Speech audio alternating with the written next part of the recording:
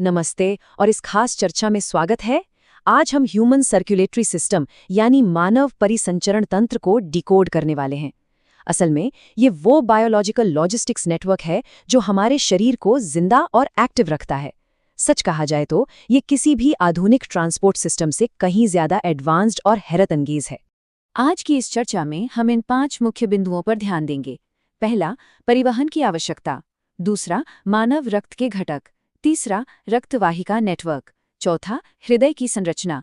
और पांचवा, परिसंचरण मार्ग। तो चलिए सबसे पहले हिस्से से शुरू करते हैं। परिवहन यानी ट्रांसपोर्टेशन की आखिर शरीर में जरूरत ही क्या है? एक पल के लिए कल्पना करते हैं कि हमारे शरीर के अंदर हर सेकंड एक बहुत बड़ा लॉजिस्टिक्स ऑपरेशन चल रहा है।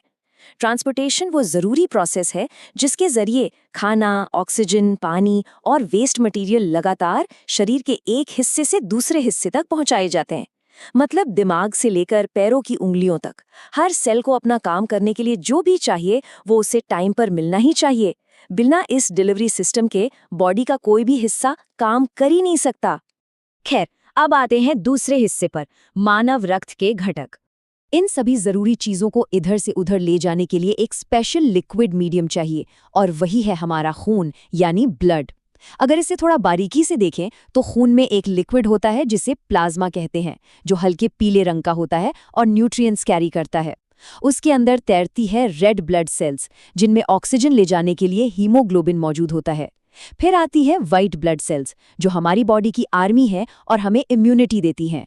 और आखिर में आते हैं प्लेटलेट्स, जो चोट लगने पर खून का थक्का जमाने का काम करते हैं। अब इन कंपोनेंट्स को देखते हुए दिमाग में एक बड़ा दिलचस्प सवाल आ सकता है। ऐसी कौन सी स्थिति होगी जिसमें सांस लेने का प्रोसेस तो बिल्कुल नॉर्मल हो, लेकिन फिर भी बॉडी में ऑक्सीजन डिलीवरी की एफिशिएंसी सीधे तौर पर कम हो जाए? इसका सीधा सा जवाब है हीमोग्लोबिन का लेवल कम होना। भले ही फेफड़े एकदम परफेक्ट काम कर रहे हों, लेकिन रेड ब्लड सेल्स को टिश्यूज तक ऑक्सीजन सफलतापूर्वक पहुंचाने के लिए इसी विशिष्ट मॉलिक्यूल यानी हीमोग्लोबिन की सख्त जरूरत होती है। अगर हीमोग्लोबिन कम है तो ऑक्सीजन डिलीवरी का पूरा सिस्टम बुरी तरह लड़खड़ा जाता है। वैसे प्लेटलेट्स का रोल भी यहाँ बड़ा कमाल का है। ये बिल्कुल किसी एक्सपर्ट प्लम्बर की तरह काम करते हैं। जब भी बॉडी में कोई चोट लगती है या लीक होता है तो ये उस जगह को तुरंत प्लग कर देते हैं। अगर ये ना हो तो खून बहता रहेगा, सिस्टम का प्रेशर ड्रॉप हो जाएगा और इस पूरी पंपिंग सिस्टम की एफिशिएंसी खत्म हो जाएगी। ये ठीक वैसा ही है जैसे किसी पाइप में बड़ा लीक होने से पानी का प्रेशर एकदम से गिर जाता है। तो आगे बढ़ते हैं तीसरे हिस्से पर, ब्लड वेसल नेटवर्क।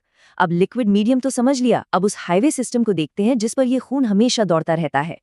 बॉडी में मुख्य रूप से 3 तरह के पाइप होते हैं। पहली है आर्टरीज यानी धमनियां, जो ऑक्सीजन से भरा खून हार्ट से दूर बॉडी पार्ट्स तक ले जाती हैं। दूसरी है वेन्स यानी नसें, जो बिना ऑक्सीजन वाला खून वापस हार्ट की तरफ लाती हैं। और तीसरी है कैपिलरीज, जो इतनी पतली होती हैं कि इनकी दीवार बस एक सेल जितनी होती है और यहीं पर असली गैस और न्यूट्रिएंट्स का एक्सचेंज होता है।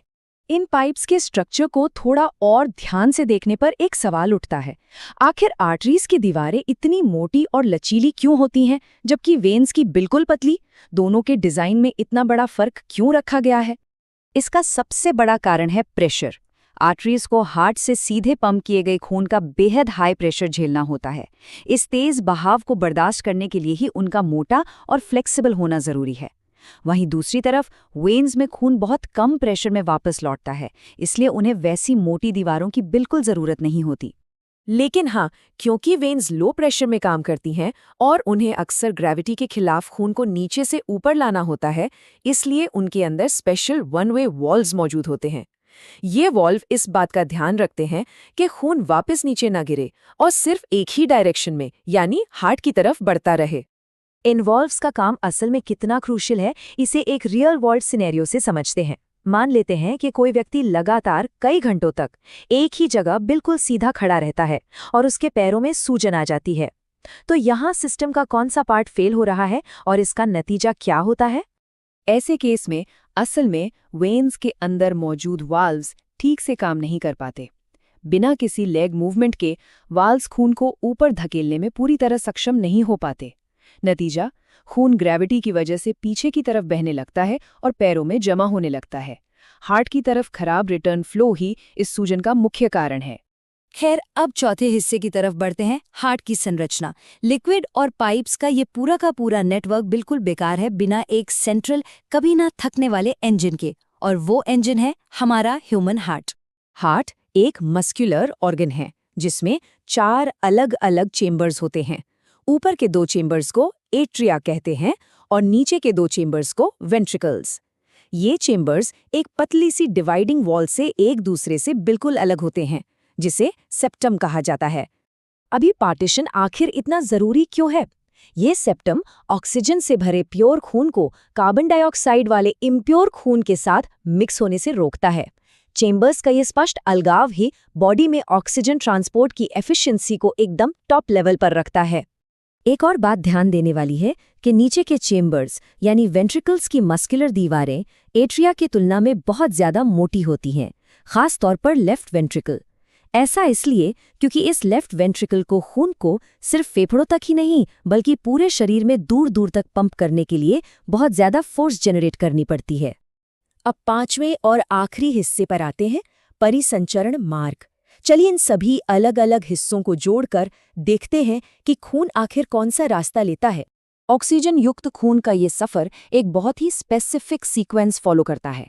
ऑक्सीजन से भरपूर खून फेफड़ों से आकर सबसे पहले लेफ्ट एट्रियम में एंटर करता है।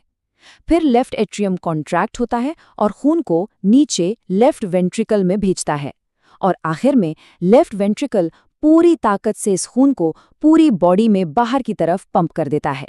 इस मैसिव डिस्ट्रीब्यूशन के लिए बॉडी की सबसे बड़ी आर्टरी यानी एओर्टा का इस्तेमाल होता है, और जब सारा डीऑक्सीजनेटेड खून बॉडी से वापस लौटता है तो वो सबसे बड़ी वेन यानी वेना कावा के जरिए हार्ट में वापस फनल हो जाता है।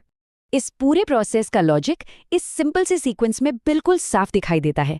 ऑक्सीजन सबसे पहले लंग्स में आती है, वहां से ये ब्लड में एंटर करती है, ब्लड इसे हार्ट तक ले जाता है और आखिर में हार्ट इसे पंप करके बॉडी के हर एक सेल तक पहुंचा देता है। इस शानदार ढंग से इंजीनियर किए गए क्लोज्ड लूप सिस्टम के इस डिजाइन को देखकर एक पल के लिए सोचने पर मजबूर होना पड़ता है कि आखिर ये बायोलॉजिकल मशीनरी जीवन भर किसी भी मेंटेनेंस के लिए एक पल रुके बिना लगातार अरबों साइकिल बिना किसी चूक के कैसे चलाती रहती है। ये वाकई किसी चमत्कार से कम नहीं है।